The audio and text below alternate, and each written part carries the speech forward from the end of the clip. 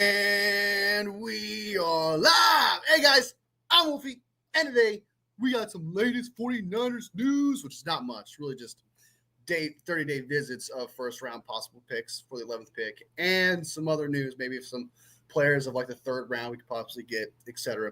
That's really about it. And then we'll jump into my top three players in each position on offense. We'll jump right into that, of course, as well.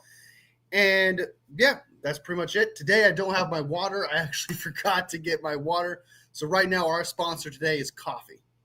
Coffee wakes your ass up and gets you going. So drink your coffee today or before shows so you're just like, you're on it. You know what I mean? Hope everyone's having a fantastic Monday and doesn't have the case of the Mondays. You know I'm talking about, those things like that. But yeah, thank you guys for being here. I definitely appreciate it. Let's go ahead and jump into those 30-day visits. Juan says opinion on Omar Lott. Val in the house. Good to see you. Good to see you. Thank you. Appreciate you liking this live. Go for it now. She says, Juan in the house. Good to see you. Good to see you. Appreciate you being here. Nice paid visit. That's exactly what we're about to jump into, is just the 30-day visits. We'll go ahead and jump right into that, of course. Let me bring it up right now. Bah! This is via Steph 49K. All right. She's got the list of the 30-day visits so far, which is at 10 right now. I like this list. I'm not going to lie to you, man. I dig it. Salvador in the house. Good to see you. Good to see you. Be sure to hit that like button if you haven't hit that like button already. Helps me out a lot. Supports the channel. You know, this channel is nothing without you guys, so please do that, and I definitely appreciate y'all. Bang, bang, down a gang. All right. So Juan wanted to jump into the first thing. Strawberry in the house. Good to see you, man. Glad you're here. I'm happy you're here, man. He wants to jump right into Omar Lott. So we'll just go ahead and do that because, we're going to go ahead and do that.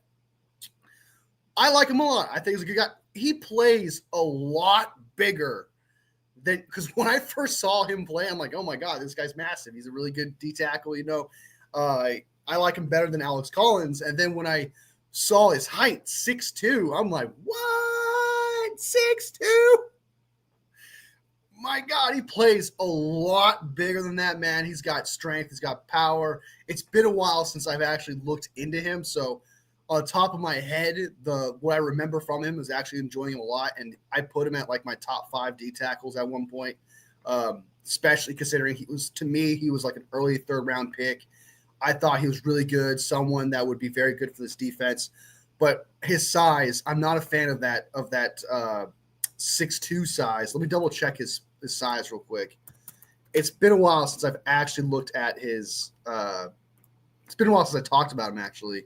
I believe he's 6'2". He's 6'3", according to this. But I need a D tackle that's tall. I need like a 6'5" D tackle, massive human being. And I'm not feeling Norman a lot with that size, but his talent is there. He's definitely a great player, someone you definitely want to get maybe somewhere in the third round, worthy of that for sure. Just that size, just kind of. But he looks bigger than that. Like when you watch him play, he's bigger. He's got a bag. He's really good at pursuit. He's got a good pass rushing moves and stuff like that. He's a good run blocker. Not the best in this draft class, of course, but like if we drafted him, I wouldn't hate it. I wouldn't hate it at all. I like him a lot. Terror Dome in the house. Good to see you, man. Good to see you. Appreciate you being here. Remember, guys, the Terror Dome show tomorrow at 9 a.m., not on Thursday, but this Tuesday, 9 a.m., Wolfie and Terror Dome show. Be there. Be that guy. The Wolf Dog in the building. Oh, let's go, baby. And I was showing some love. That's what I like to see. I love Omar as a pass rusher, but I did hear he's not good against the run. Yeah, he's mainly a pass rusher. He's a good player. Like, I wouldn't mind having him, but I need a massive human being, all right, on that line. If we get a D tackle, this man needs to be massive. He needs to be a good run stopper.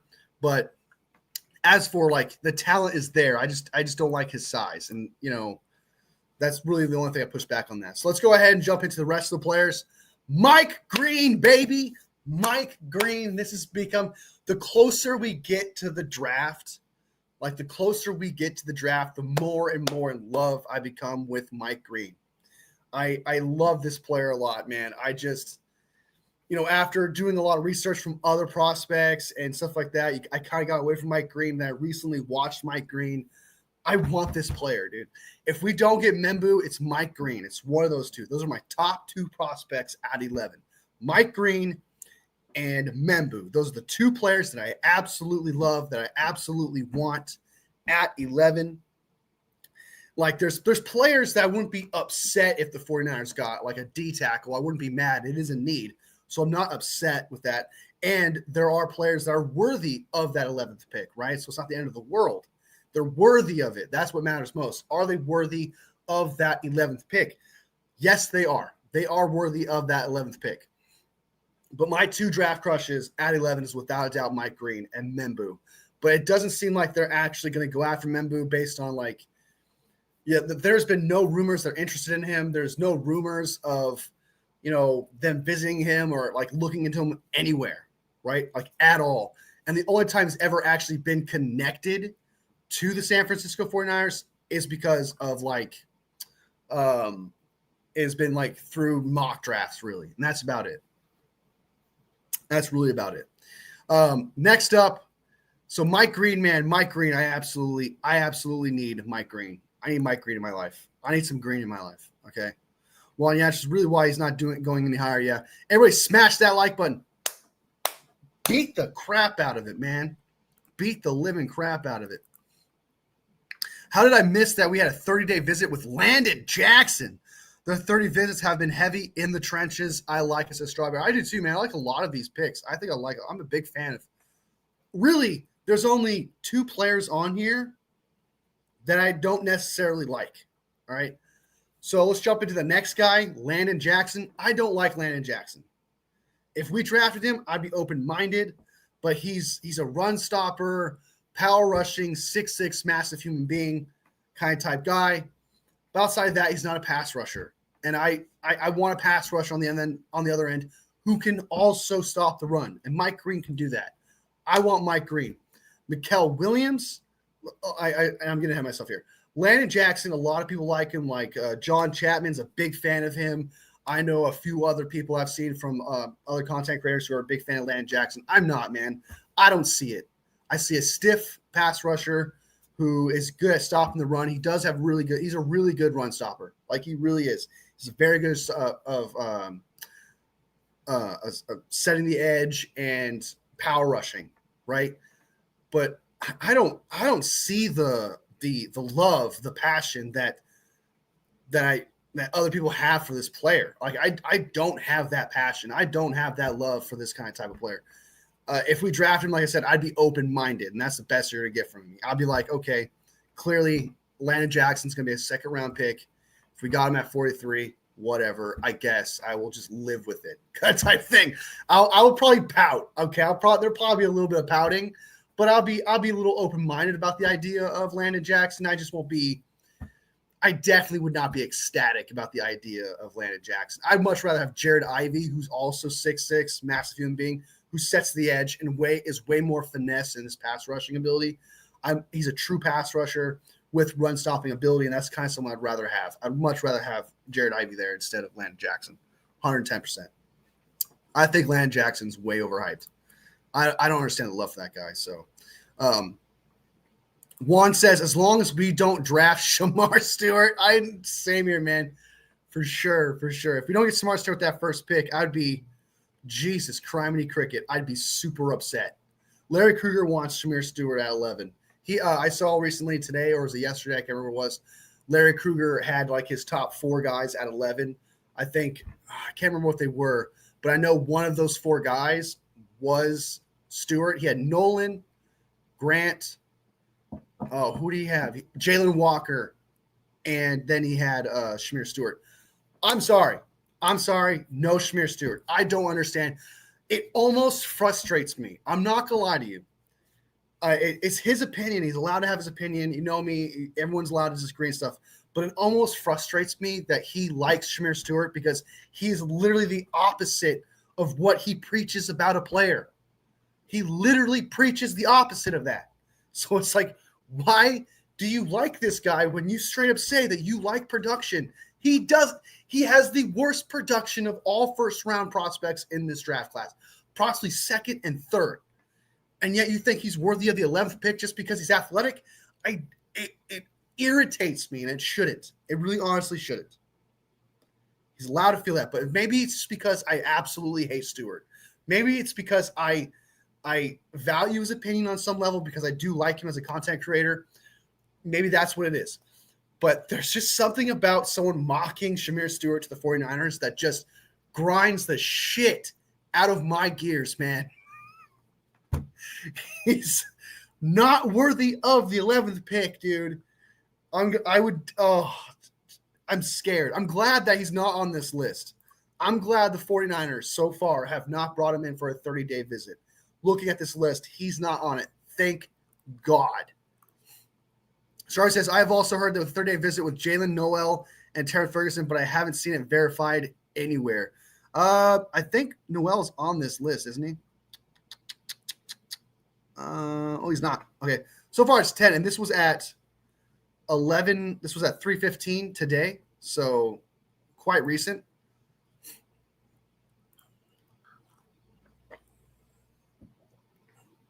Oh my God, please, someone take him so I don't have to freak out, dude.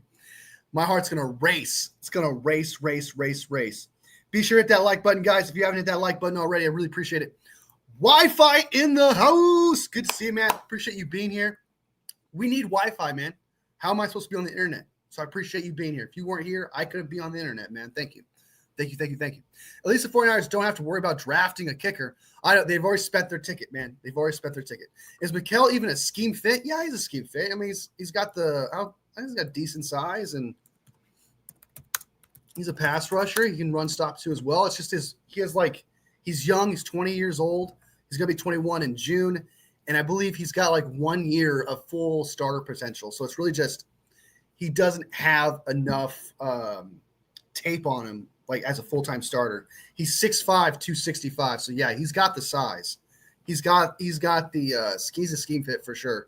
It's the knock on Mikel Williams is just that you don't have enough on him. There's not enough tape on the guy. But from the tape that you do have of him, it's actually pretty good. He does have really good tape. It's just there's just not enough of it to make a judgment on the guy. But I like his size, 6'5", 265. That's a lot to love. Papa J in the house. Best mod of Broken Odds for. Appreciate it. Like and subscribe. Appreciate you being here, man. Big W. Hey, we're showing some love. That's what I like to see. What grinds my gears, Papa J never returns his cards after unloading them from shopping. See, that's tame. That's some tame shit talking I could deal with. That's actually freaking hilarious, man. That's absolutely funny. I do think that people who don't return their cards, you people sicken me. All right. I hope everyone in the Wolf Pack, I hope you guys return your cards. Okay. Everyone in the Wolf Pack, man, come on. It's not that far. Okay. It's less than 1 minute. Return your cards. My favorites of the 30 visits are the D tackles, Nolan, Norman Lott, and Sanders. The Sanders one, I know his size is also, I think Sanders is like 6'2". But Sanders, man, is like definitely one of my top 5. Let me, TJ Sanders. I think he's 5'2", though. I think some of the same size as, he's 6'4". Okay, that's better size for a 6'5" guy. But TJ Sanders, man, solid. I love I love some TJ Sanders. Big fan of TJ Sanders. I like him more than Norman Lott. TJ Sanders definitely goes into my top 5 D tackles in this draft for sure. Like the 5th guy he's like the 5th guy. I'm a big fan of what he could do. He's a monster off the edge, great pursuit. He does run stopping and pass rushing. TJ Sanders is definitely someone in the 2nd round I would love for the 49ers to get. I love me some TJ Sanders. Norman Lott would probably be like a 3rd round guy. Nolan, I'm not as high in Nolan as everyone else is, but I tell you what, I'd be a lot more excited about Nolan than most players we would probably draft at 11. Like I love the potential there with Nolan. I get a little worried with potential. Like his ceiling is super high, and I know what he can be, but that fear of him not reaching that potential and just wasting that pick is what really kind of holds me back from the Nolan stuff, the Walter Nolan stuff. It's just he's just not your prototypical D tackle kind of type guy. He's just got huge upside that everyone absolutely loves, and I have that fear. I want a definitive D tackle. I want a definitive player there that I absolutely love. And Walter Nolan for me is someone I would trade back for. I would trade back into the 20s for Walter Nolan. I'd trade back in the 20s for Derek Harmon even.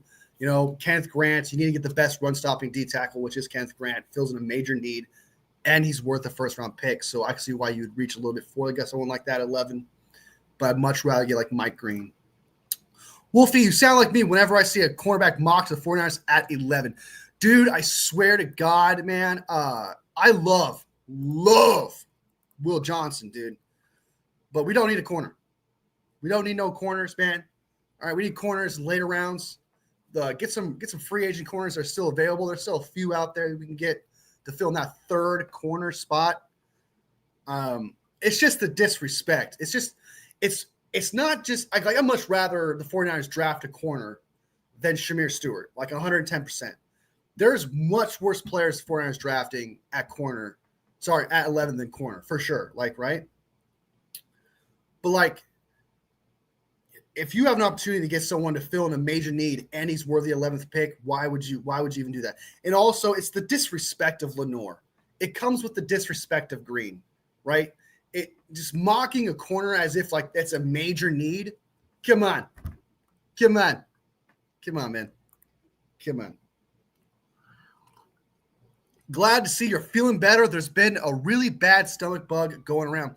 Yeah, I think Juan had something like that going on. I think Juan had something of that actually happening too. Like, yeah, it messed me up, man. It messed me up, dude. Like, I could not focus. I could not relax. I was just constant. Like, you don't need to hear the details, but it was brutal. So I thank you guys. I appreciate that, JCK, man. Appreciate it right here, man. All love, man. Thank you guys. Thank you so much for the respect and wishing me better, man. Thank you. I feel a lot better. Hey, we're showing some love. That's what I like to see. True Strawberry, if I see another casual Mark Jade to the 49ers, I might lose it. Like, he's not a bad corner. This isn't a thing of, like, insulting Jade Brown, right? Like, I think he's a good slot corner. He's good. Same thing with Will Johnson. I like Will Johnson. I think he's a future All-Pro. But it's just like with the 11th pick, when this draft matches your needs and the 11th pick matches what you a value to as well, doesn't happen all the time. You need D tackle, you need D end. You can address that need and get a player worth that pick, so you're not even reaching. So it's just it's fantastic. It's absolutely fantastic. It's a perfect situation. I'd be super upset if that happens.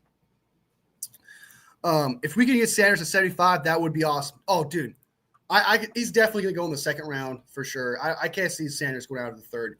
If he's there at 75, I think that would be an absolute steal for a guy like that. Joshua Farmer is going to be probably in the fourth round. I like him a lot too.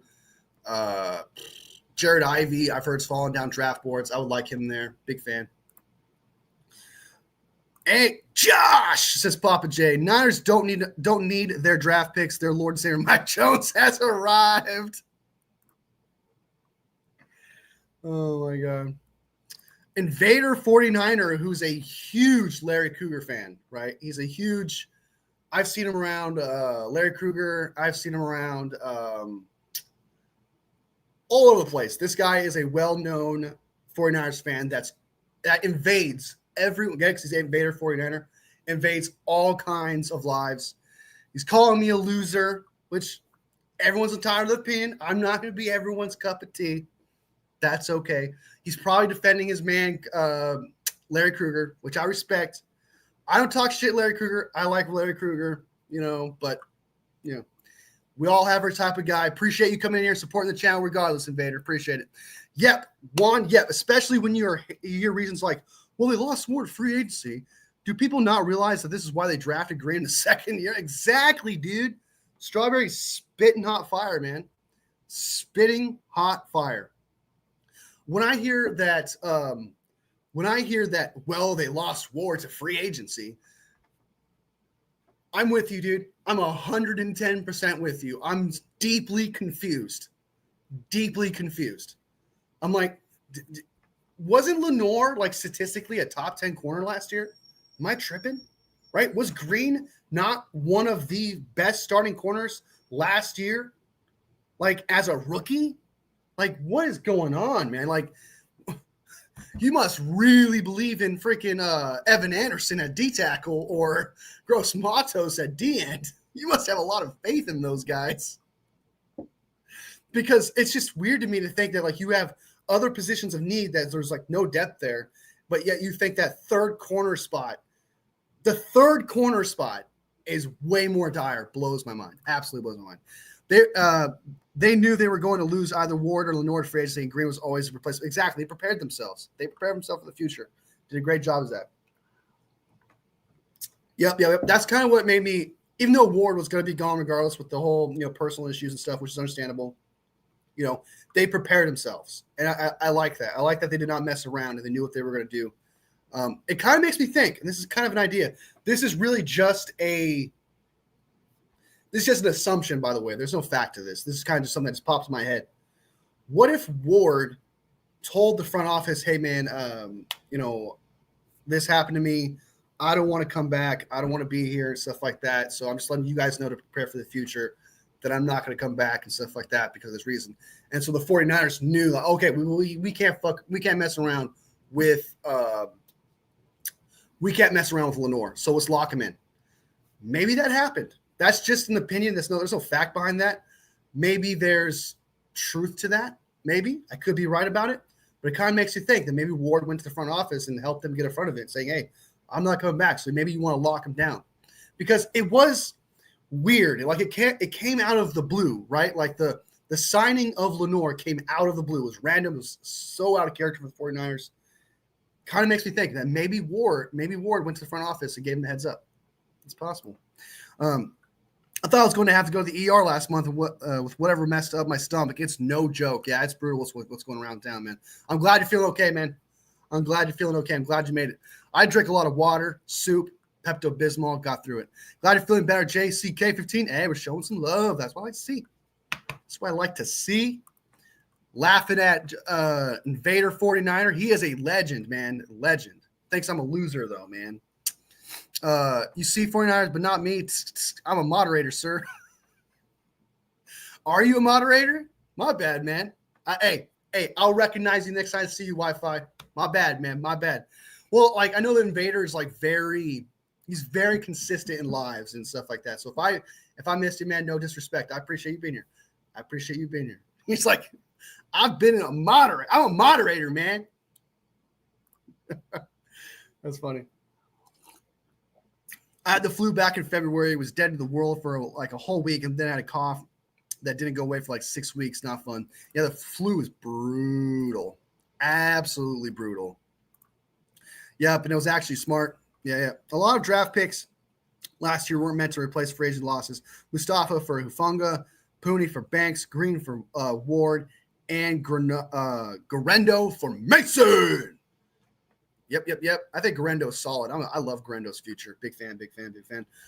The one and only, get it? Because one sounds like one. So he's like, his name is probably Juan. So it's like the one and only. Horns up. Devil horns up. Satan's in the lot. Satan is in the chat, y'all. Satan is in the chat.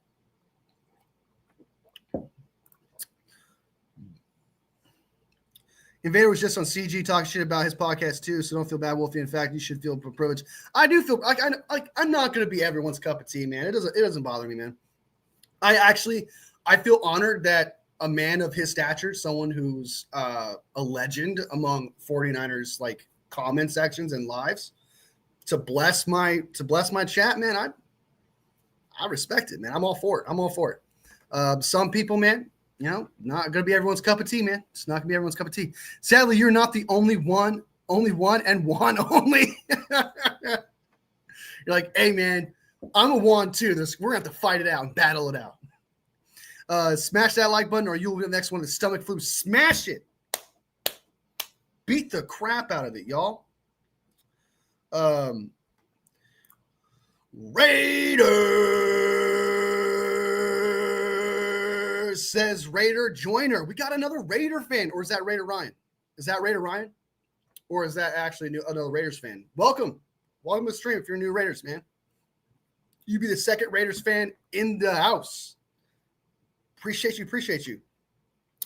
So we have a one and the one and only in the chat. No finding the guys. There can only be one. There can only be one. There can only be one. There can only be one. There can only be the one. There you go. There can only be the one. All right, there you go. Yeah, it's either Sam or Max for dogs for sure. One for all and all for one. This is Wi-Fi. Solid. That's funny. That's solid. I like that. I love puns, man. I like dad jokes. I know some people don't like this, but I'm a dad joke guy. Best center, Jake Brendel in the house. I'm going to guess that's Jake. The other Jake. I'm going to guess that's the other Jake. That's what I'm going to guess. What up, Raider Jordan?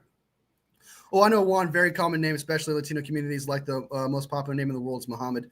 That's true. Spitting off fire. Invader is probably one and only. Oh, my God. He's a double agent. He's a Rams fan / 49ers fan. Double agent. All right. Let's get to the next guys. Let's get to the next one. Let's get to the next players to talk about real quick. So we talked about Landon Jackson. Not a fan of the guy. Don't see it. Mike Green, not a fan of I'm a big fan of the guy. No, he's not a fan. I'm a big fan of Mike Green. That is the pick to me, in my opinion, at 11. Mikael Williams, love his size. My only concern with Mikael Williams is that experience. There's just not enough experience to come with Mikael Williams. But, like, it's almost like Walter Nolan, where it's like his potential is super high. He could be a phenomenal player in the future. So I like Mikael Williams. I just don't want to take that risk at 11 for a player that hasn't shown me enough, right? And with question marks and risks and things of that nature, I'm not a fan of that. So coming back to Walter Nolan here, it's the same thing. I know Walter Nolan has more reps. I know he actually has the experience, but there's those concerns of, like, can he translate into the NFL? Can Walter Nolan do it? I'd be open-minded to it. I'd be like, all right, we got Walter Nolan, man. We got a guy inside the middle, something we definitely need. Hopefully it works out. I wouldn't be bummed like Shamir Stewart, for example, right? I'd be like sad face all freaking fracking day. But Walter Nolan, I'd be open-minded / like excited at the same time. I wouldn't be butthurt or cry on live or anything like that. Omar Nomar Lot, we just talked about him. Third round guy. Totally wouldn't mind getting the guy, something like that. I do like his potential. He's definitely in my top 10 D tackles, 7, maybe 8-ish kind of type guy. At first, when I first looked at D tackles, he was in my top 5, my 5th one at one point. Then I started looking at D tackles in this class. I was like, okay, there's better ones. There are better D tackles here. TJ Sanders. I'm a TJ Sanders fan. We just talked about him briefly, just a little bit.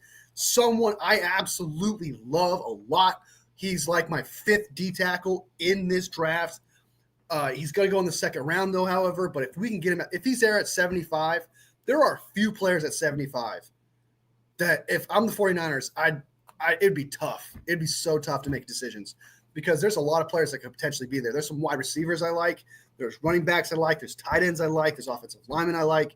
There's so much potential there in that 3rd round that just picking one guy with that 75th pick is going to be really, really difficult. And TJ Sanders, if he falls to 75, I almost don't know how you pass on a guy like that. If he's there at 75, man, you cannot pass on him. There's just certain players you just don't pass on, and he's supposed to be like a 2nd round talent. If he's there at 75, I would be ecstatic. Next up, you got Kelvin Banks out of Texas. Look.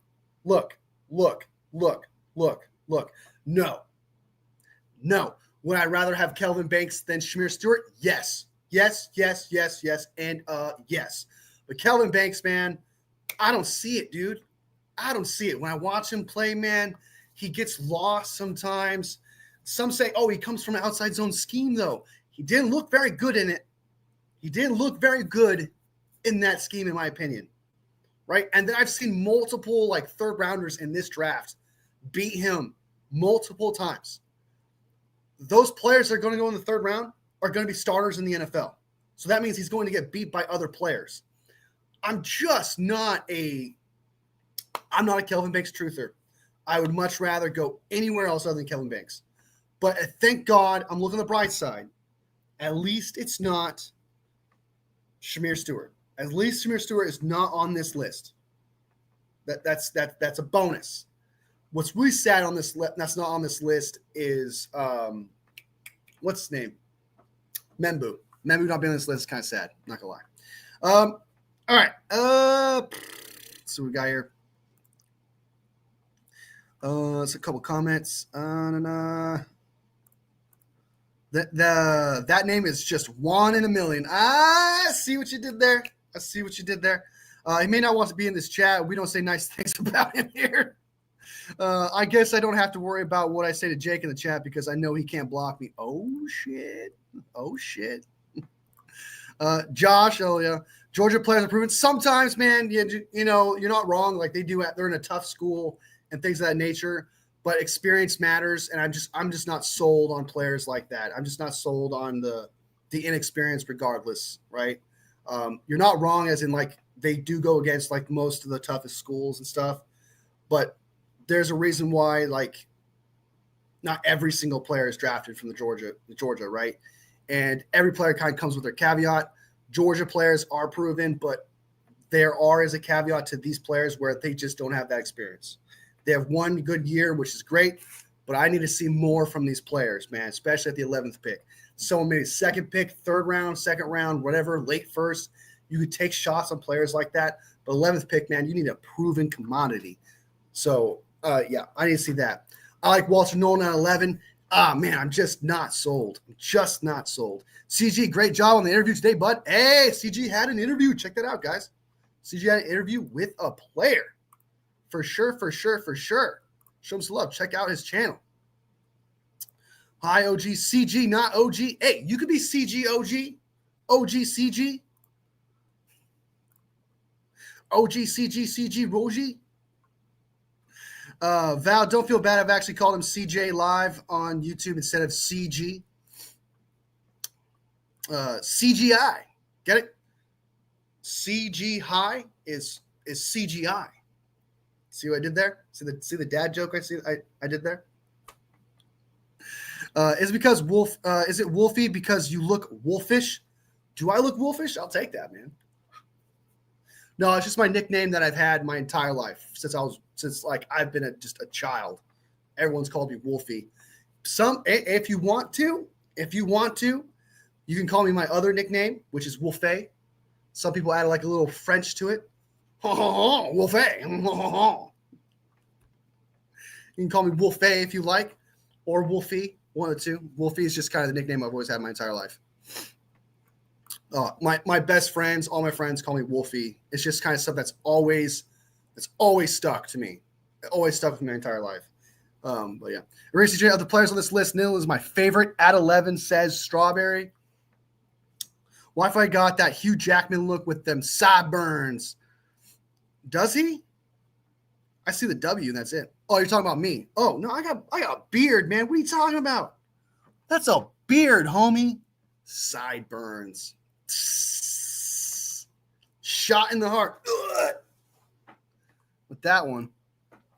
Well, this Pound McKelliams is better than him at least. Maybe Mike Green. I roll the dice. He's like Mike Green, man. I'm obsessed with Mike Green. The closer we get to the draft, the more I'm like, not to get sus here, but I need him. I want him. I need Mike Green, man. Not to get sus here, but yeah, Robert hasn't worked out. Mike Williams, I would say Mikael Williams should be better, 110%. I would definitely back you on that. I appreciate it, Wolfie. I love you too, man. Thank you so much, man. Thank you. I appreciate you being here, support the channel, dude. Per usual, man. You guys are awesome. You guys are an amazing Wolfpack. Not gonna lie. Wolfie, yeah, like because like the E is supposed to be like an A, so it's like Wolfie. It's supposed to be like that. Someone in high school called me Wolfie Cameron. He'd always call me Wolf A every time he saw me. I thought maybe you just looked like Taylor Lautner's character in Twilight. Oh, hey, man, that's like a. I mean, he's supposed to be like a stud, right? So hey, I'll take. Hey, sweet. Oui. Pepe le Pew. Strawberry Nolan is a great fit. Says CG. Well, Pop J, how you doing? I was showing some love. That's why I see Mason Taylor is your draft crush. Okay. I'm actually gonna talk about Mason Taylor here in a minute too, as well. I like Mason Taylor too at first. I just recently got into Mason Taylor as of recent, and I guess as a just to spoil this, I guess, because I was going to talk about the players. Mason Taylor is a shoo-in for the 49ers. Like 110% shoo-in. Mason Taylor does the motions that Kittle does. He does the underneath stuff. He does the stunt stuff. He does the screen things. He's got great catch radius. Mason Taylor is tailored. Mason Taylor is tailored for the 49ers. And he's a good blocker. Not the best blocker in the draft, but he is one of the best. He's a really good blocker. And he's tailored for the 49ers.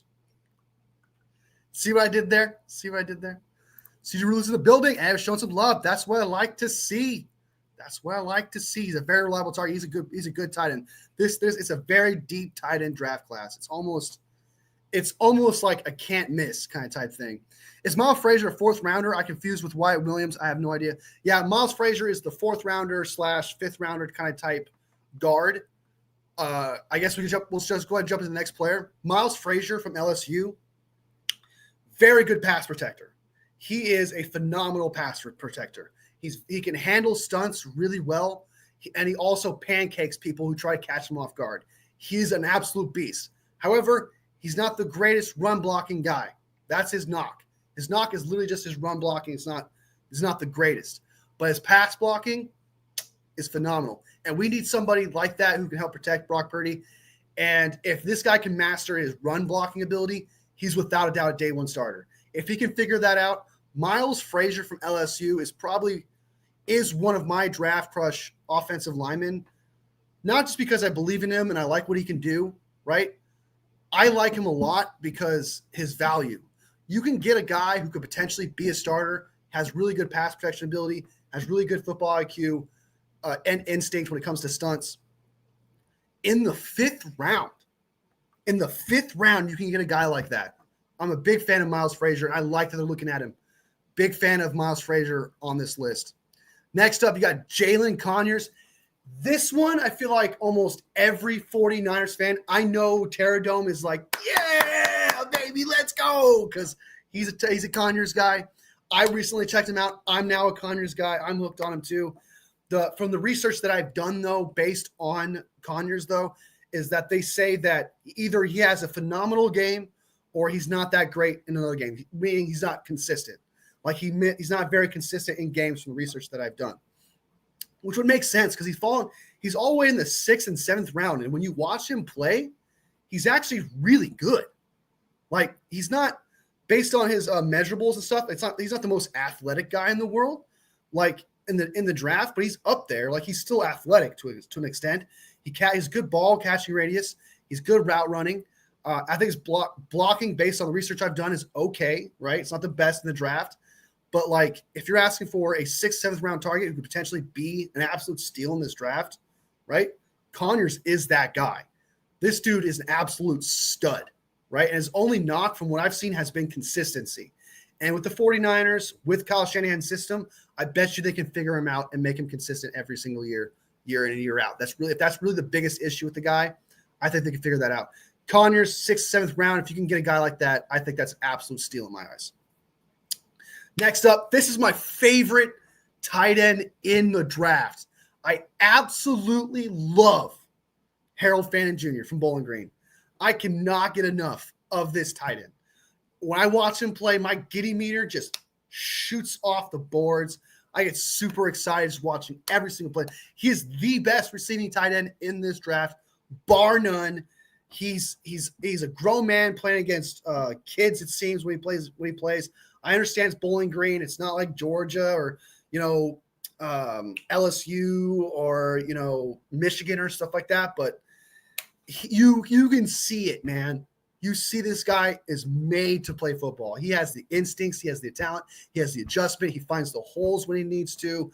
The way he attacks the ball. It's Fannin Jr., and I've seen Fannin Jr., he's actually falling back in drafts. He was a first-round draft pick.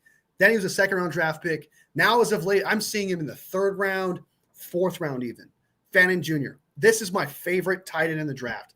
When you got Luke Farrell, and if Kittle goes out, if you get Fannin Jr., he can replace Kittle in that aspect. If we draft Fannin Jr., I'm ecstatic. I'm absolutely losing my mind. He's one of my draft crushes. He's been my draft crush since like the start of me doing research, and it's never wavered. I've never slowly fallen out of him. I just absolutely need Fannin Jr. in my life. And I'll be very devastated if he goes to a team that I absolutely hate.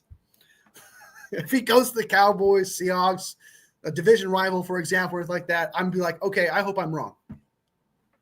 I hope he's trash. I hope he doesn't translate, man, because I fear this man. I fear this man if he were to go to another team. I love me some Fannin Jr. I'm glad the 49ers are bringing him in, checking him out. And what's really interesting about this list, guys, is that when the title of this live is my top 3 prospects in each position, literally, I think Banks, Norman Lott, TJ Sanders. Well, I don't have my defense. I don't have my defense up yet. Banks, and the rest of the offense, I have Frazier, Conyers, and Fannin Jr. on my list. So the coincidence is actually hilarious. Everyone outside of the Banks on the offensive side of the ball, I actually have on my list. Spoiler alert. So I like what the 49ers are doing. Most of these guys will be on my defensive 30-man list. Mike Green will definitely be there. Walter Nolan is like my third, fourth D tackle-ish guy, so he'd probably be on the list. I have to like make it definitive. Norman Lott wouldn't be on my top 3. TJ Sanders won't make my top 3, but like, man, like I like this list a lot. The only ones I don't like I don't like at all is Landon Jackson and Kelvin Banks. There's only 2 players I absolutely don't like on this list. The rest, I like them. I like them. I'd be open-minded and excited about them, or I absolutely love them. Those 2, Banks and Jackson, I'd be like, well, let's hope it works out. That's how I treat those 2 players. All right. So we got here. I said not looked like, but screw it, same thing. Oh, not looked like. Gotcha. Farrell's at number 3 tight end if we get Mason Taylor for sure, man. Definitely potential. I think that Farrell will always be like the second guy who just blocks, because if you have Farrell out there all the time, you don't know if they're running or if they're passing. I think Farrell's going to be out there a lot. 49ers can get joy of Mason Taylor. It's tailored to the offense. Like I said, I think Mason Taylor fits the offense perfectly in my eyes.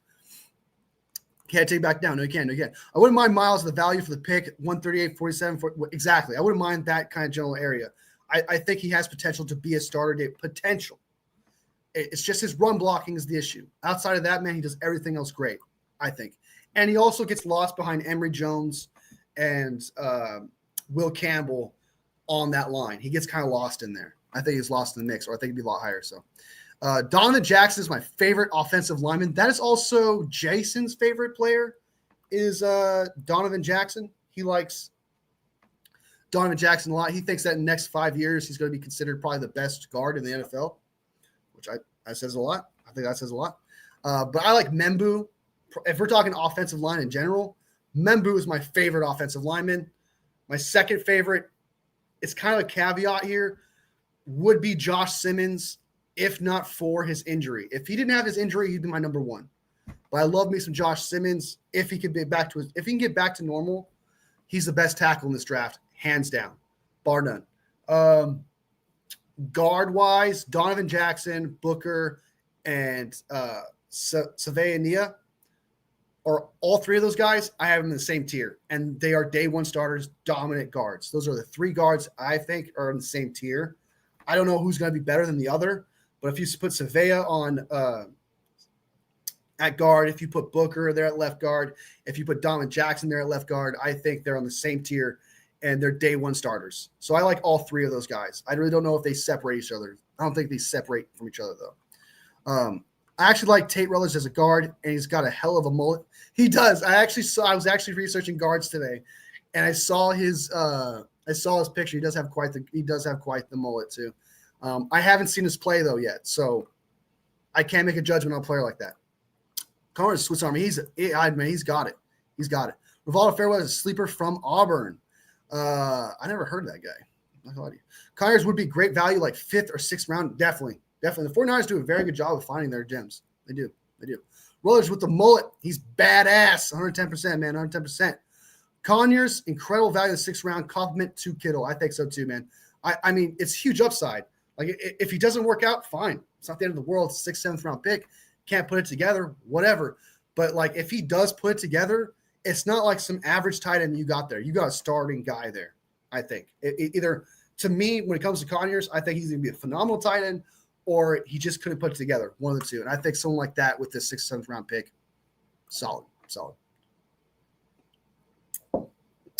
Remember when 49ers drafted Ricky Pearsall over Cooper DeJean? Pepper Farms remembers. I do. And I wish that I actually made a video. I actually made a video on this a while back. I was upset. I was losing my mind, dude. I was like, what are we doing? I was like, no, dude, no. I remember I was like, who is this guy, man? At 31? I was so upset, dude. I was like, when it first happened, I was like, Cooper DeJean. Yeah, I love Cooper DeJean. Let's go, baby. And then it turned out it's a trick, and I was like, what? Then who do we get? Is it a center? Is it a guard? Is it offensive lineman? Is it Rosengarten? It's a little soon to get him, but still, I like it. And then it was Ricky Pearsall, and I was like, what? Ricky Pearsall? Just because of that one incredible catch he had? I was so upset, dude. But it turns out if Ricky Pearsall could play as good as he did at the end of the 49ers season last year, I'm eating this shit out of those words. Like, he looked phenomenal. He looked phenomenal at the end of the season last year. And if he could put it together, especially in a time when we need him the most, right? This was before Ayuk's injury, so you don't even know the situation. And it just worked out that way. You know, he had that shoulder injury, so you're like, oh my God, he's injury prone. And, you know, then he gets shot, and you're like, oh my God. But, I mean, for him to come in mid-season, get familiar with Brock Purdy the best he could, try to implement himself, and then towards the end of the season show just how good he actually was, I'm eating the shit out of my words. Like, I was totally wrong. If Pearsall comes into the 2025 season playing as good as he did, just as good as he did at the end of the season, and Brock Purdy just gets a little bit better with his connection with him, that's an absolute steal. I think that's probably, like, he's going to be a phenomenal wide receiver, and I'm eating my words. Like, I was completely wrong about that. But at the time, man, I was like, we don't need a wide receiver. I'm like, what are we doing? I remember being so bummed about that, but I hope Ricky Pearsall can put it together, man, keep it up, and make me eat my words on that one, dude. I was upset. You've been pounding the tail for fan for months, Wolf. I have, dude. I'm a big fan of Junior guy, man. I'm my favorite tight end in the draft. Remember when we all thought Cooper DeJean was going to nine for 1 minute? French Pod remembers. It was crazy times, man. Crazy times, dude. Everyone was upset, dude. I think I still have my video up too, man. If you want to go back and look at my shorts, I was freaking out. I was freaking out, dude. Oh, my God. But it looks like it's working out, though. It looks like the 49ers knew what they're doing and worked it out and actually got the right pick. Terradome, when do we have to grab in the 5th? We no longer have a 6th-round pick, and I would see him lasting until 2022, 27. You could probably trade up, I'm sure, for a guy like that. You could trade up, give up picks next year, because you got to keep in mind, guys, that the 49ers are getting like 3 4th-round draft picks and a 5th rounder next year. So they can spend some picks next year to move up in the draft this year. So you're not wrong. Like we don't have a 6th round pick anymore, but with that 2027 pick and then like a next year 6th, you could probably move up into the early 6th rounds if you want to, something of that nature. Maybe 7th round pick as well, because the 49ers have a ton of cap space. Not cap, but they have a ton of comp picks coming their way. Landon Jackson looking like Jason Voorhees without the mask. That's brutal, CG. That is brutal, dude. Strawberry Reacts, correct. Anything later than 4th round, he is a steal. I think he's definitely a late 5th rounder for me. Armand Membu's hands down. I love Membu, dude. I like Membu a lot. 49ers fans love Membu a lot. I think a defensive player is more important, but if you do go Membu at 11, I'd be ecstatic. There's 2 picks that I would just lose my mind at 11, and it's Membu or Green. I'd be ecstatic. I'd watch their career for like the rest of my life. I'm not gonna lie to you. Woodrow Landon Jackson's nickname is Big Red Machine. Big Red Machine. My actual Ricky Press got me on one of the videos I was put in. I actually was upset about Ricky Pearsall until I saw CJ Stroud's reaction to it. Yeah, CJ Stroud kind of brought us back to earth. CJ Stroud was like, man, I want that guy. I was like, okay, maybe we did get a good player. I was like, maybe we got Steele. His reaction definitely made me feel better about the pick. I'm not gonna lie. I'll be honest with you. Player reactions aren't everything, though. Von Miller said the Niners were greedy and was upset when they drafted Kinlaw. Yeah, I think I don't blame him. I think we was wrong about that, though. They should have drafted Kinlaw. Should have just traded back. But that's a whole other conversation. I was extremely upset initially, but after all, watching his highlights, I became a little open to him. Yeah, like when you go back and watch him, you're like, okay, this softens the blow a little bit, whatever. And at that time, I was like, I'm still skeptic. And then when I saw the shoulder injury, I went full the one that shall not be named on Pearsall. I was like, terrible pick. No.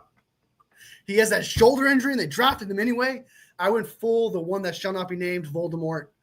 And I was just talking shit.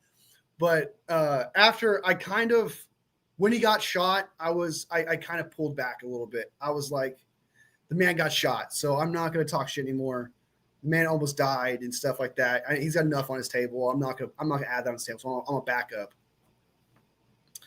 I kind of leaned off of it. And then when I saw that the way he was playing at the end of the season last year, Ricky Pearsall, with the limited amount of time that he was playing, props to him, dude. Like, he did not have training camp because of shoulder injury, did not play preseason because he got shot. He was not there. I think he was there for OTAs. I could be wrong, but he was limited because I believe he had the injury shirt on and no one knew why at the time. He didn't have the practices. Even during the season beginning. Week 7 on, it was all him. He had to pick up the slack of missing training camp, preseason, all that practice. And for him to play as good as he did at the end of the season, the way he did his last 5 games, props to him. That's very, very hard for a player to do, to just jump in the middle, a rookie even, to just get familiar with the offense, get familiar with the quarterback, and start making plays. That is a really, really hard thing to do. So I just give Pearsall a lot of props for that. He did something that not a lot of players, I think, could do that he ended up doing. He put in the work, man. So I think Pearsall could put it together. I think Pearsall could be that guy because he does seem like a type player who would put it together. I like Pearsall, though. He does seem like a good dude, too, man. Like, he's got a good head on his shoulders. He seems like a type of guy who's good for the locker room, and Brock Purdy talks a lot of positive about Ricky Pearsall in a lot of good ways. Talks about how, he wants to, where I think it was interview recently where Brock Purdy was like, yeah, Ricky Pearsall really wants to get familiar with me, man. He was like, hey, I'm going to be here when I cut here and stuff like that, so you can just throw it and stuff. And Brock Purdy's like, hey, man, I'll get there and stuff. I'm a big fan of that work ethic. Like Pearsall wants to get it right. He wants to be great. I respect Pearsall a lot, and the way I reacted when he got drafted, man, I feel so foolish. And if he puts it together at the end of the season, I'm going to feel even more foolish, right? But in the moment kind of type things are in the moment kind of type things. The needs of the team at the time are the needs at the time. And I know there's still people out there, some content creators are still hating on Ricky Pearsall, being like, we should have got Jackson Powers Johnson or someone of that nature. But if with Ayuk's injury, getting rid of Debo, this is the perfect pick. This is the perfect thing they should have done last year, right? This was the right thing to do was to pick Pearsall, and it worked out for them. So shout out to them. Sure. Let me go ahead and now let's do the main thing here. Hold on. Let me see if I can bring it up. Bring up the list. The list. I got to bring up the list. All right. So here are my top 3 players in each position. You guys let me know what you think. There's 3 qualifications here. There's 3 qualifications for the top 3 picks that I think the 49ers should get. 1, do I have a draft crush on this guy? Do I like him a lot? Do I think he's a good player? Do I think he'll fit the system? Right? Do I love this guy? Boom.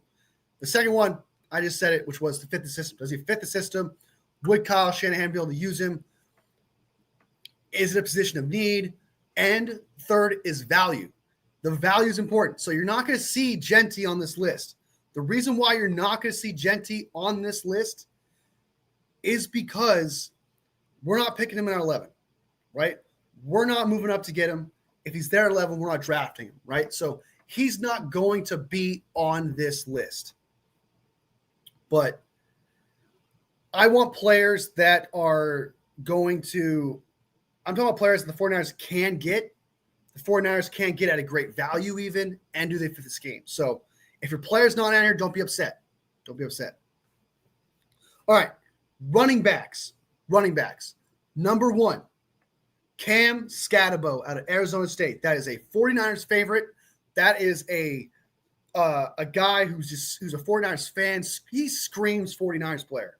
He's got the heart. He's got the soul. He's a great pass catcher. Kyle loves that. He's a good blocker as well. He's a good player in general. Just all around, he is that type of player. He is a Kyle Shanahan player. The only thing that makes him kind of not a Kyle Shanahan player is that he's had 3 fumbles last year, which is bad. It's not a good thing. And he's slow. But if you can get a guy like that who's just a pure football player, can do the blocking, pass catching, and be just a bowling ball of yak. He is a true yak player. He has heart, he has soul. On third downs, he would be a menace on third downs. 3rd down and 2, 3rd down and 3, he would be a menace. If you got Cam Skattebo at the end of the 3rd round, I think that's excellent value. I think that's a great place to get him. I think it's an absolute steal there. If you got Cam Skattebo, the 100th pick in the draft, I would not hate it. I'd be like, okay, you got a real football player there now. You probably have one of the best running back rooms in the NFL if you got Cam Skattebo, in my opinion. I like your qualifications. That's how I make my picks as well. That's what matters, man. Like, you got to play the board, man. Like, there's the value of it, position of need, and not only position of need, are they starters of that value in which that you draft them? So it's like there's so many things of like it's more than just like is it a position of need? Like, are they worthy of that pick? So yeah, my top 3 ones are Giddens, Tajay Brooks, and Dylan Sampson. I like the Dylan Sampson one for sure. I'm not really a Taj Brooks guy. Giddens is a good guy, but I think Giddens is going to go in the 2nd round, and I don't think Giddens is worth the 43rd pick. So that's why I didn't put him on my list here. Cam Skattebo there. Next up is Ollie Gordon II. I've had the biggest draft crush on Ollie Gordon II for as long as I can remember. Since I started researching players, I have never fallen out of love with this guy. He's a 4th round pick. He does it all. And the only reason he doesn't get any higher in drafts is because he wasn't utilized enough in Oklahoma State. So he doesn't actually have a lot on the film when it comes to that. But my God, when you watch him play, dude, he breaks tackles, he jukes really well, he hurdles players, he's slippery, he can catch the ball really well, he's got pass blocking ability. Everything about Gordon, the second, is phenomenal to me. And he doesn't have a lot of tread on his tires. So him being your third back at I believe he's 6'2", 225 pounds, massive human being. Ollie Gordon the second has like a 4.5 speed or whatever, so he's not the fastest guy. But him as our second dude, our third guy, I have a huge draft crush on Ollie Gordon. And I think he would do well in the system. Is he like the greatest fit? No, but I do think he would fit the system because he does catch the ball and he does pass block. And that's one of the things that Kyle Shanahan just desperately loves about his running backs. So my next one would be my last third running back, draft crush, fits the system, perfect for the 49ers. It was between two running backs, between Dylan Sampson and Kyle Monangai, which is a Larry Krueger favorite. Larry Krueger absolutely loves Kyle Monangai, like with a passion. And when I first heard about it, I was like, who the hell is this guy? Boy, was I in for a treat. If you like Jordan Mason, you think Jordan Mason's good, Kyle Monangai is your clone Jordan Mason who has better balance and has zero fumbles in college. Zero. He had a single fumble last year. Kyle Monangai is like insanely good in my eyes. If you can get that guy in the late fourth round, absolute steal. Okay. I don't know about his pass blocking ability or his ability to catch the ball out of the backfield, but if you're talking Jordan Mason type, he has excellent ball carrier vision. He has excellent one-cut ability. He stays on his feet, excellent balance, doesn't fumble the ball. This dude is a wrecking ball. Kyle Monangai, running back, is solid. Those are my top three running backs that I absolutely love for the 49ers that I think they should consider drafting, especially considering the value of these backs. Giddens, Henderson, Judkins, Amarian Hampton, all those guys would be great picks, like great players for the 49ers, but they're going in the second round or like early third at best. These players are going to be starters, I think, with amazing value and fits the scheme of the 49ers and their draft crushes. So they make all those qualifications. That's why I have that as my top three, where I'd be like, yeah, baby, we got those guys, man. I'd be ecstatic, absolutely lose my freaking fracking mind. So my picks are on their form. I just watched like 7-minute highlights and read articles about them. Hey, that's not too bad. Hey, if you get a feel for a guy, you get a feel for a guy sometimes, man. You get a feel for a guy. And I see Giddens going in a third, which is why I like him as my number one. If he's there like 75 or 100 and we got him there, I don't hate Giddens. I just think that, with Scatabo and those other guys, stuff like that, I'd much rather get the value down later on. But Giddens is a great pick, and I wouldn't hate on it. Absolutely wouldn't hate on it. He would fit the system. He's good for Kyle Shanahan. He's a great player. He has very good production in college, right? I just think with the value down the line and for players that fit the scheme, I would much rather these guys. But Giddens, without a doubt, is a solid player. And if we got him with the 75th pick, I wouldn't be mad about it for sure. Next up is my tight ends. You already know about Fannin Jr., which the 49ers have looked at. My tight ends are Fannin Jr., so we're not going to jump into that since you guys already know. Next up is Jalen Connors. You guys already know that. That's my second tight end. Absolute steal, amazing ability, great future. I think just 6th, 7th round, get a guy like that, I think that would just be phenomenal. Then again, another guy we talked about, Mason Taylor. CJ Ruthless's guy, CJ Ruthless's draft crush, according to him. He's just a shoo-in. He's just like he's the perfect tight end for the 49ers, bar none. Like he is their scheme. Kyle can use him. He does all the things that the 49ers ask a tight end to do. He does it. Mason Taylor with the 75th pick, 100th, he's not going to be their 100th pick, but if you got him the 70th pick, amazing player. I think you got a guy who's absolute shoe-in tight end that could potentially replace Kittle. Obviously, Kittle's bar is super high. His bar is literally a Hall of Fame tight end. So take away that bar height, but he's definitely a guy who could replace Kittle as a starter in the future. Definitely seems like a type of guy who's a top 32 type tight end in this league who could easily be a top 10 tight end in this league. Mason Taylor is a shoe-in tight end for the San Francisco 49ers. So those are my top 3 tight ends. I do have honorable mentions. My honorable mention is Gunnar Helm. Gunnar Helm is just like your less athletic version of Mason Taylor. That's how I describe it. If you miss out Mason Taylor, get Gunnar Helm in the 4th round. So that's like an honorable mention. And then, of course, Haas. I can't remember what school he's from, but Haas is the best blocking tight end in this draft. And if you can get him in the 6th round, 7th round, I wouldn't hate it. This team loves its blocking tight ends. They utilize blocking tight ends, and so Haas would be used. He'd be the Charlie Warner replacement, 110%. So there's Haas, of course. Strawberries tight ends are Ferguson, Conyers, and Haas. I don't want to draft a tight end before the 3rd round, which is why Fannin and Taylor aren't on it. I totally respect that. Totally understand that. Fannin's on my list because he's falling in mock drafts where, like, you're seeing him in – he's falling down draft boards in general. Like, some people are just knocking him out of the 2nd round, and they're putting him in where he might be the 75th pick or 100th pick or whatever.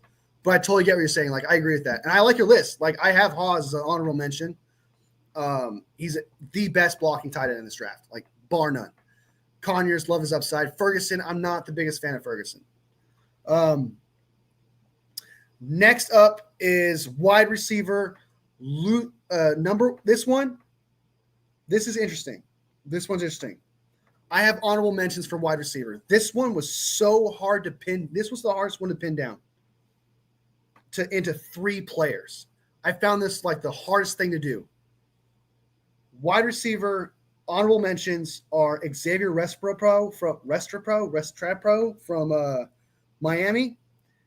The reason why he's on as an honorable mention is it's not because I think he would have made the 3rd list. Yes, he ran that 4.83, but if you watch him play, he plays faster than that. He plays way faster than that 40 says he does. So I'm definitely going to give Restrepo. If you can get Restrepo, who's 5'10", slot guy, I think he plays a lot faster than that 4.83 that he represented. He's got good, reliable hands. He finds the pocket really well in like zone schemes. If you can get him in the 4th, 5th round, I think that's a great pick to get him. I think that's an absolute steal there. These are just honorable mentions. Savion Williams, if you can get him in the 4th round, I think that's an absolute steal. He's a do-it-all wide receiver. He played running back, quarterback, tight end, X receiver, slot. He does it all. Savion Williams is a gadget guy. He can do 50-50 balls. There's really not much, weak to his game. It's just that he was utilized in so many different areas. It's kind of hard to pin him down as like, is he a true number 1 wide receiver? Nick Nash, who was the Triple Crown winner in college recently. Nick Nash from quarterback to wide receiver. He's not the most athletic guy, but my God, does he know how to attack the ball? My God, does he have a knack for the ball? And he has what I call sneaky shiftiness. A lot of people say that he needs help with his route running, et cetera, and stuff like that. But when I watch him play, man, he gets separation. So I don't know what people are talking about when they say that. Pat Bryant, special teams guy, someone getting the 6th, 7th round, blocked 4 punts. Good guy there. And then, of course, the one that we cannot draft. The reason why he's not even number 3 here, the reason why he's not on this list is because of his name. Kyle Williams out of Washington State, the Cougar. Kyle Williams cannot be a 49er because of his name. We cannot have a wide receiver named Kyle Williams on this team. I'm sorry. You just can't. Great player, man. Huge upside. I'm a big fan of Kyle Williams. I've watched him play. I almost hate how good he looks. I'm like, my God, this guy looks really good. But we can't do it, man. Can't do it. I cannot in good conscience look at Kyle Williams and think to myself, just do it. Just pull the trigger. Nah, man. Can't do it. No Kyle Williams, but Kyle Williams though is electric. I'm a big fan of Kyle Williams, but I just can't do it.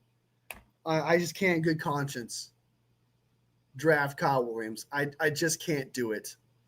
He's a good player though. He's probably gonna be a great player, even maybe one of the best in the league at some point. It's so stupid. I know a name's a name, but I just can't do it. So that's why he's not on my list. All right. So my top 3 guys that I round down. You obviously heard my honorable mentions. My first guy here. You probably would be very confused. See what Williams Robertson in the house says. No, not Kyle Williams again. Strawberry says no. I agree. I couldn't put Kyle Williams on my list either. For sure, gonna do it, man.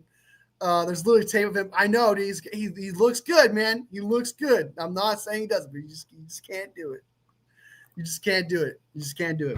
So let's go back to this real quick. My one guy here is, you'd probably be confused that he's on this list because I told you, is it possible the 49ers draft him? Luther Burden the third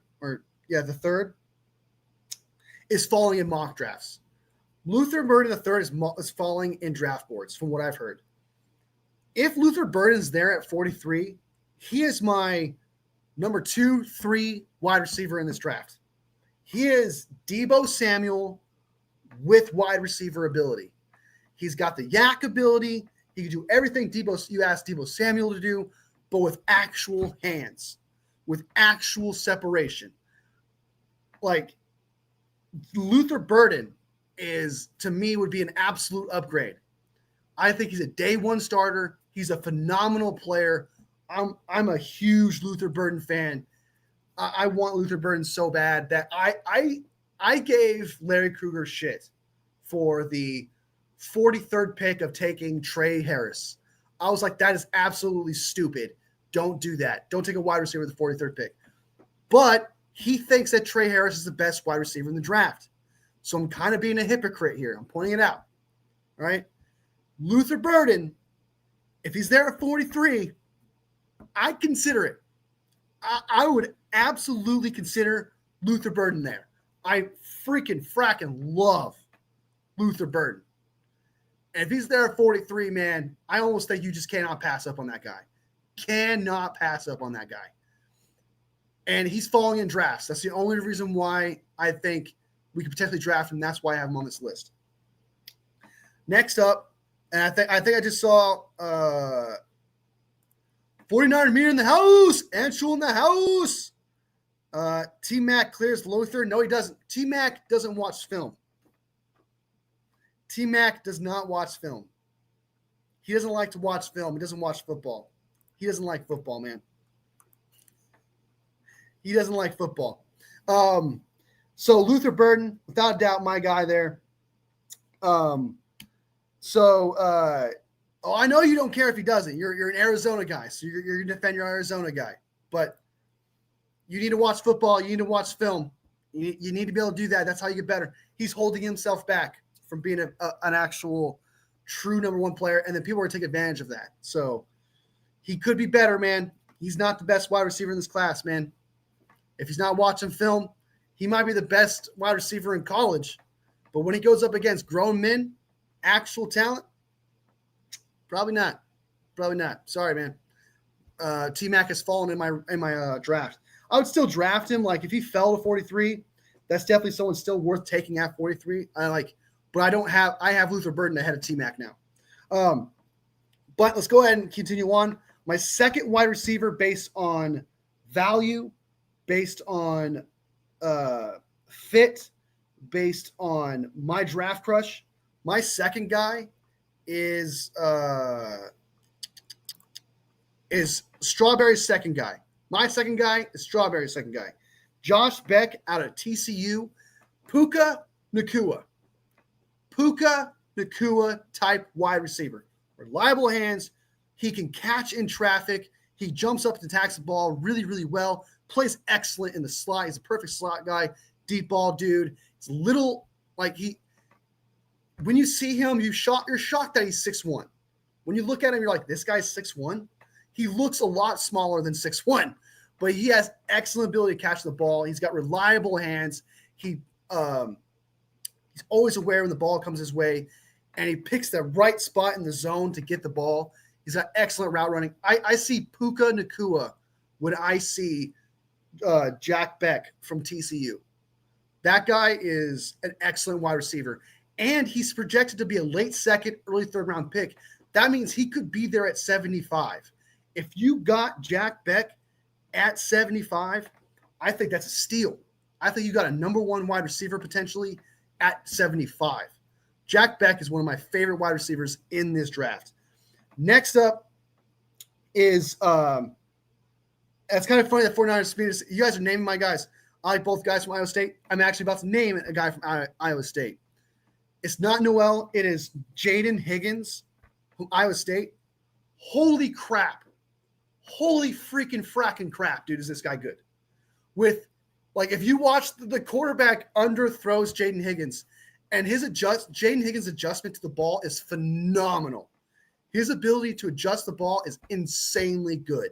Okay? He snags that ball. When the ball comes his way, man, he snags it.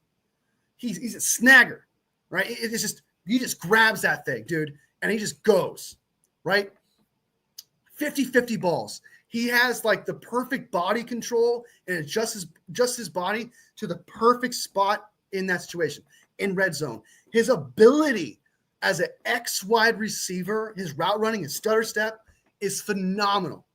I absolutely love this Jaden Higgins guy. And he could be there at 73, 75. I almost want the 49ers to trade up for one of these wide receivers, a couple of other players as well. Third round is like the sweet spot. I have fallen in love with Jaden Higgins so much. I just think that I think Jaden Higgins is going to be a number one wide receiver, potentially, definitely top 10 wide receiver potential. He has one of the best hands, if not the best hands, in the draft. His drop percentage is like 1.4%. He's one of the best in the draft at catching the football, and he caught a lot of balls, right? Especially a lot of them like 50-50 balls. A lot of them where the quarterback has the most shittiest throw ever. He will catch that ball. Not to mention, here's a bonus, guys. Higgins is a really good blocker. Not the best. There's better blockers out there, I think. But Higgins is a really good blocker. Like, he's super good at that. So you got a guy who's good at route running, great X guy, can play in the slot, jumps up to get the ball 50 big, great attacking the ball, reliable hands, good blocker. I don't know how this guy's not an early second round or even a first round pick. This guy's an abs. I'm in love with Jaden Higgins. I just couldn't. I want Jaden Higgins. I almost want Jaden Higgins at 75. He's one of my top 5 wide receivers in this draft. Big fan of Jaden Higgins. Jack Beck being up there as well. So those are my 3 wide receivers that I think value-wise and based on talent as well. If the 49ers at 75 could trade up for Jack Beck or trade up for Jaden Higgins, I would not be upset. I'd be like, do it. Do it, do it, do it, do it. Make it happen. Those are the 2. I'm in love with Jack Beck and Jaden Higgins.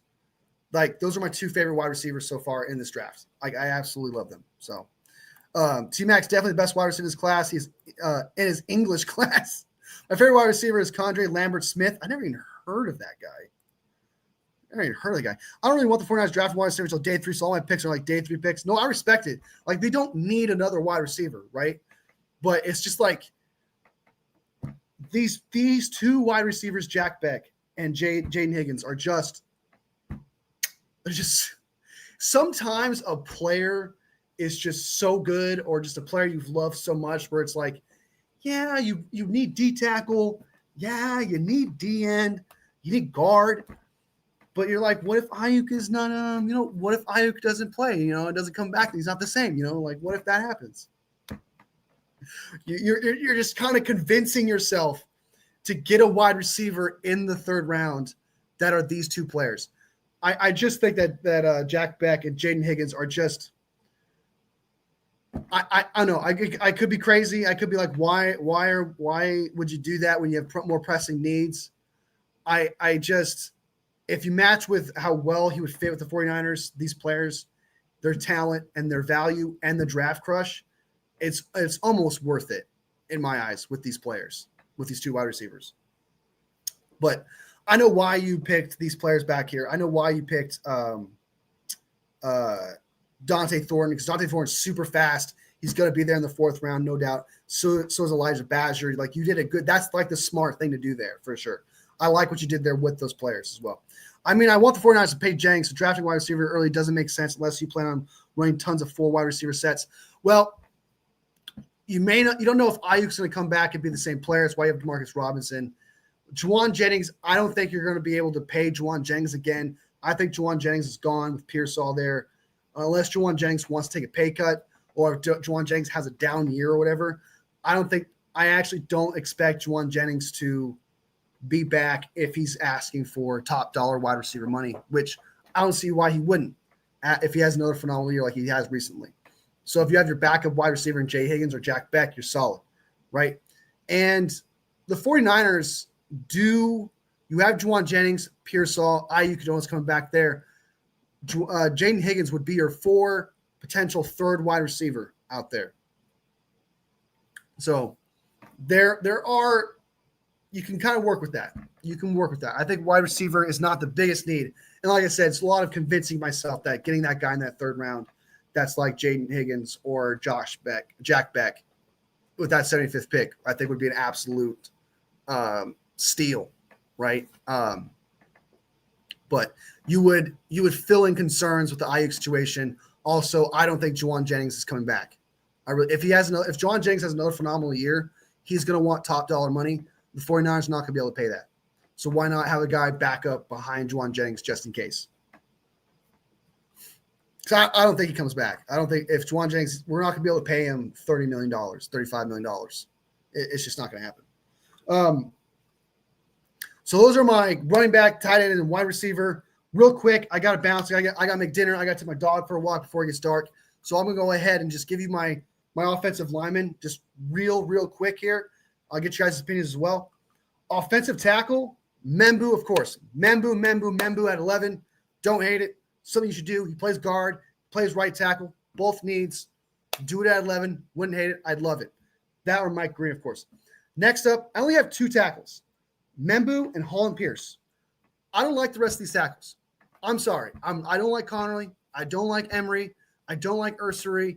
I don't like any of these tackles in this draft. I like Anthony Belton. Don't love him. Luntz from UConn. He's okay. He's a good run. He's a run guy there. But Holland Pierce is just an absolute monster. Holland Pierce is an absolute monster. He's a perfect size. He's tall as shit, 6'8". And if his play can translate to the NFL, dude, this guy's going to be a top tackle in the NFL. That is his ceiling in my eyes, Holland Pierce.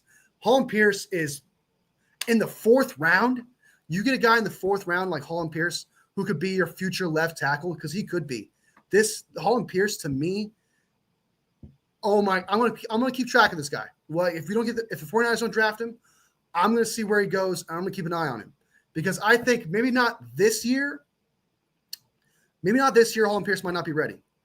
But next year, Holland Pierce will be ready in my eyes.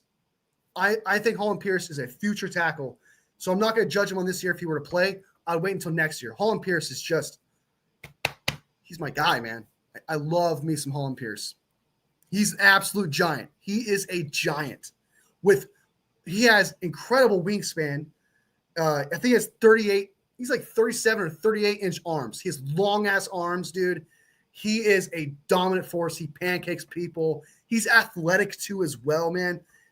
Everything about Holland Pierce I love, and I think the 49ers can mold him. I would take him in the 4th round in a heartbeat. Armand Membu, Holland Pierce. Hey, Holland Pierce! Hey, there you go, man. You see you, Strawberry. I see you.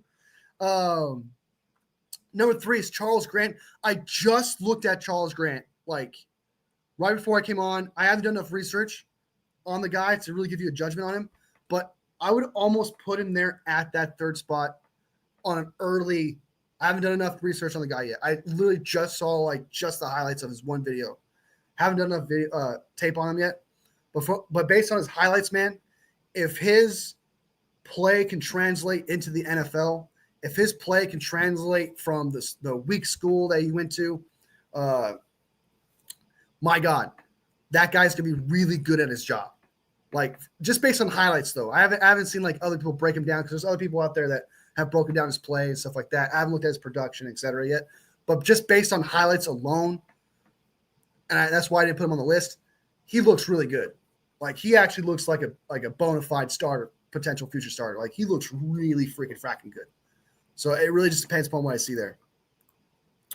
Tate Lidge, Frazier, and Joshua Gray. I like the Frazier one. I stopped looking for O-line prospects because Kyle comments made me lose all hope. Hey, he did say that they're interested in tackle like later on in the draft. So, and they have been doing a lot of research of tackles like that are like the 4th, 5th, 6th, and 7th round. They've been looking at tackles that are later on in the draft. So look out for that. One, they have to draft offensive tackle to be a swing tackle, even if they aren't going to start him. Kyle did say they need depth at tackle. He did say we need to replace Jalen Moore, the swing tackle. So they are, I think they're going, and they do address offensive line. They just do it later on. They don't address it in the 3rd, 2nd, and 1st round. The 49ers tend to address the offensive line in the day 3 kind of type thing. They usually do that. It just hasn't really worked out as much. Well, Drake Nugent to be determined, right? But you know, I think they are going to draft a guy in day 3. I think they're going to draft like 2 offensive linemen day 3. Watch. All right. My next guy coming up, offensive guards. We got Strawberries offensive guards, Tate Radledge from Georgia, Miles Frazier from LSU. I think Joshua Gray's from Arkansas. I think that's who he is. Or is he from Oklahoma State? I think it's one of those two, Oklahoma State or Arkansas. But offensive guard for me, it's a 2nd round pick. I thought second round. And then I took one that's not 2nd round.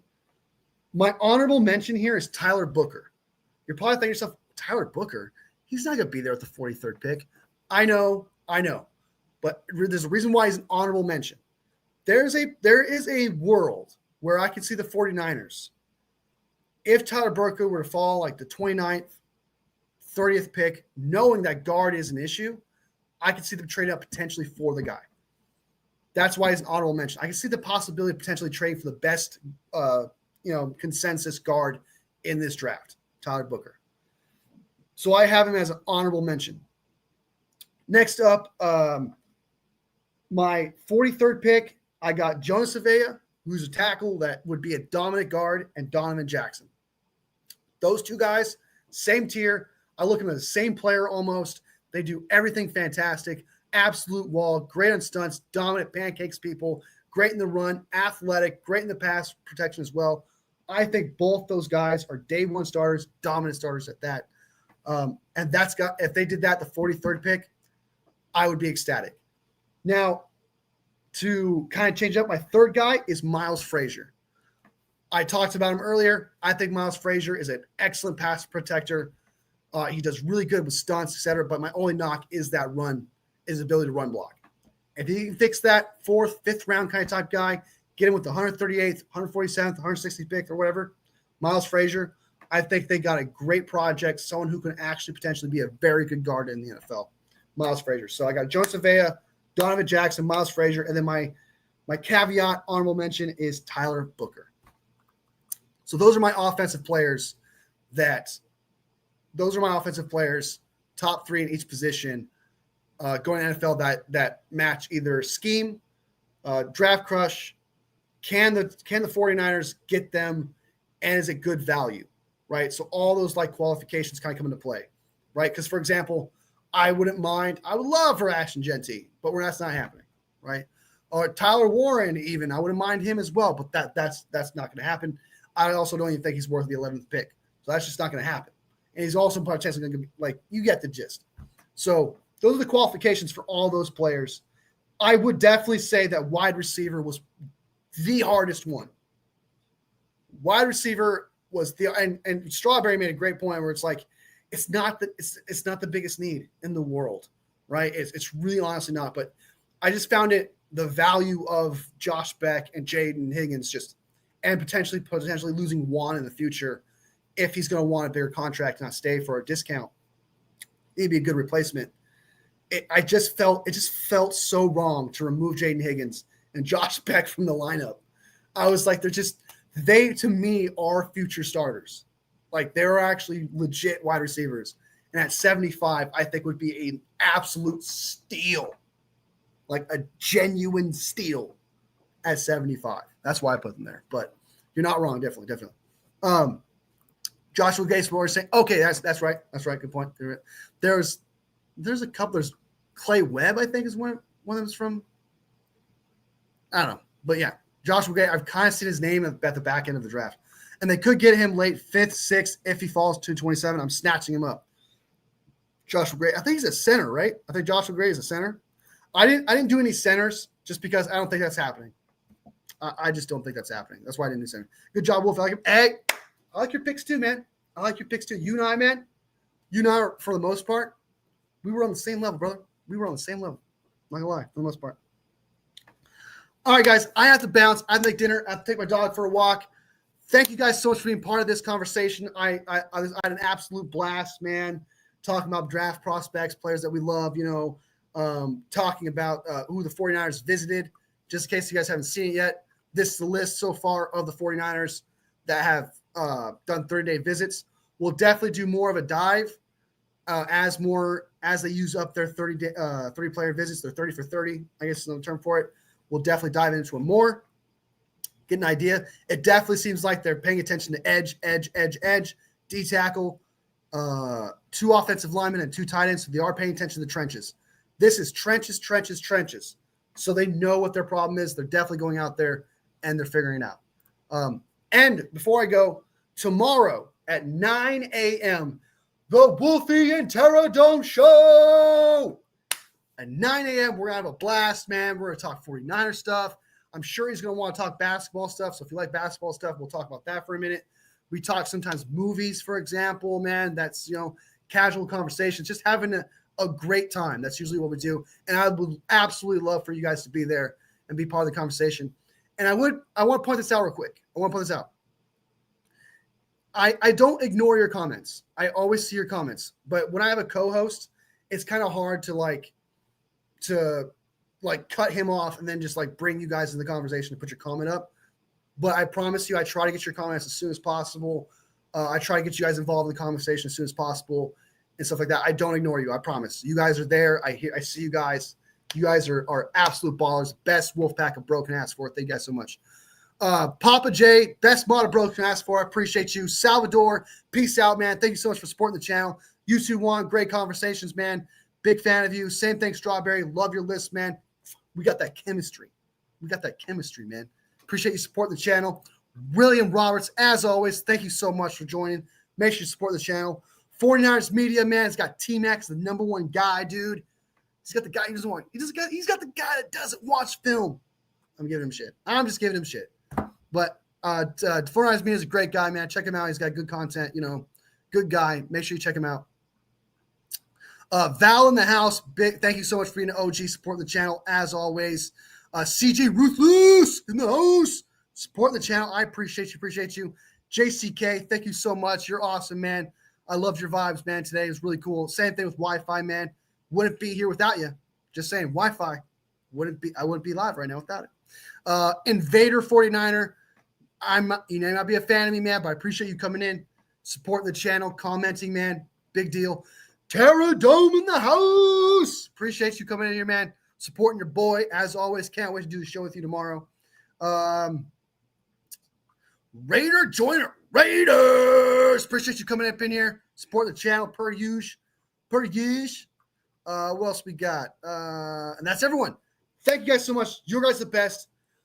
Be sure to sub. If you haven't subbed already, be part of the Wolfpack, be part of the conversation, because at the end of the day, it's just one big conversation. That's all. That's always what these lives are about. And it's nothing without you guys. Be sure to like this live, because every single like Makes my 49ers heart grow from here to here. All love, fam. I'll see you next video. Bang, bang, not a gang, baby.